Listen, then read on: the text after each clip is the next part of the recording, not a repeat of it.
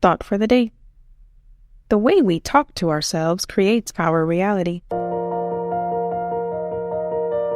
Welcome to 7 Minutes for Yourself.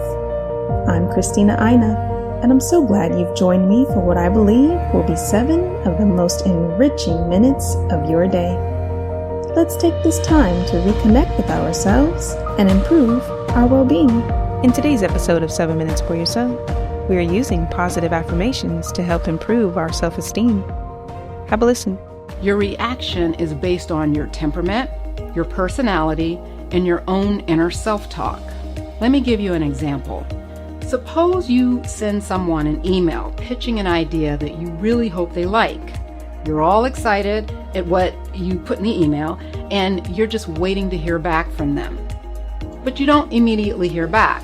An entire day passes, or maybe even a couple of days. And what's your automatic thought? This is a situation where you've put yourself out there, you've made yourself vulnerable, and you're not getting any response. In other words, the blank slate. Person A may think, I wonder if my email went to her spam folder. That's giving the situation the benefit of the doubt.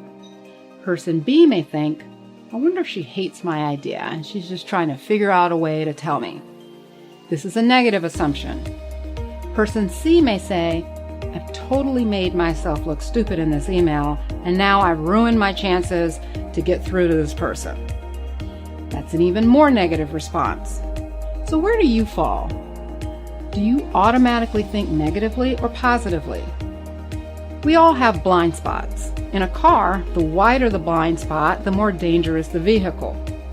Introspection allows you to narrow your blind spot. You won't be able to get rid of it, the blind spot, completely, but the narrower, the better. Here's another concept. Projection is a defense mechanism whereby we assume others believe the negative thoughts we have about ourselves.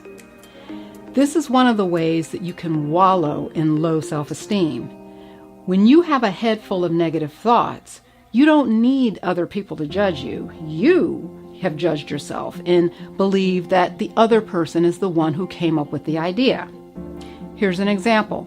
Let's say I tell Joe how busy I've been lately and how I'd love to take a vacation. Joe looks at me with a smirk and says, yeah, that'd be nice. I think, what was that smirk all about? He must think I'm trying to get out of work and that I'm lazy. Now, the truth is, Joe smirked because he could relate to my desire to go on vacation. He's been working tons of hours and he'd like a vacation. That's what Joe's really thinking, but I projected my own thoughts onto Joe.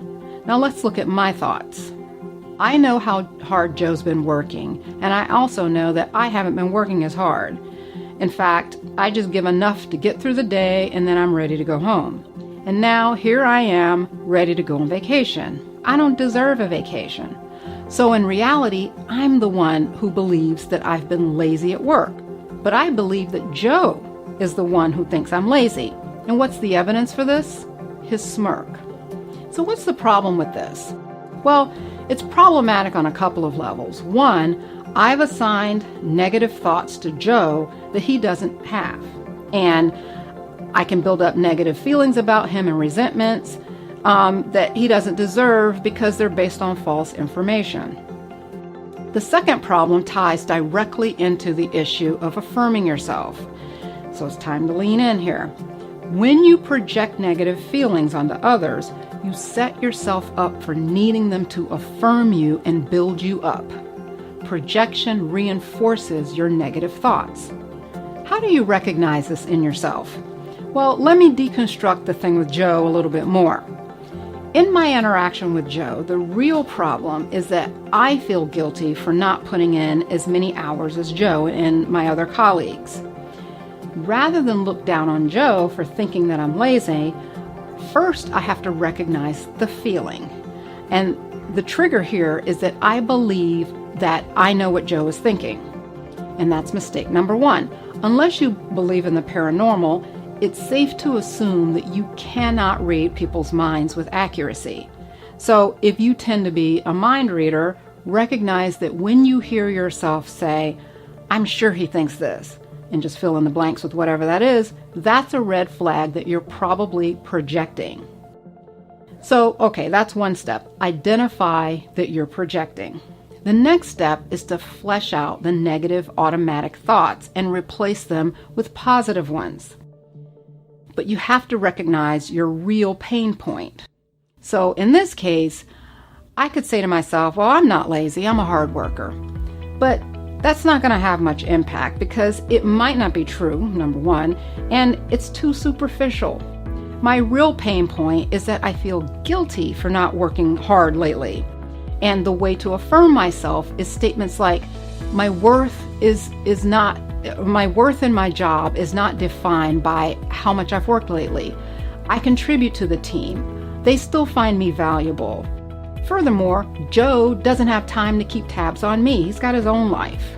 Those are the things that could help me kind of blot out the assumptions and negative thoughts that I have that I'm putting onto Joe. You have to be able to affirm yourself internally. Needing other people to affirm you makes you too vulnerable and dependent on others for validation. Other people have their own needs, and they can't always lift you up and rescue you from your negative thoughts about yourself. This is not to say that external validation isn't good. Compliments and recognition are great, and they feel great, but they can't be required for you to feel whole and complete. That concludes today's episode of 7 Minutes for Yourself. Please take a moment to rate and review the show on Apple Podcasts. Today and every day with your kiddo is a gift. Enjoy it. Thanks for tuning in.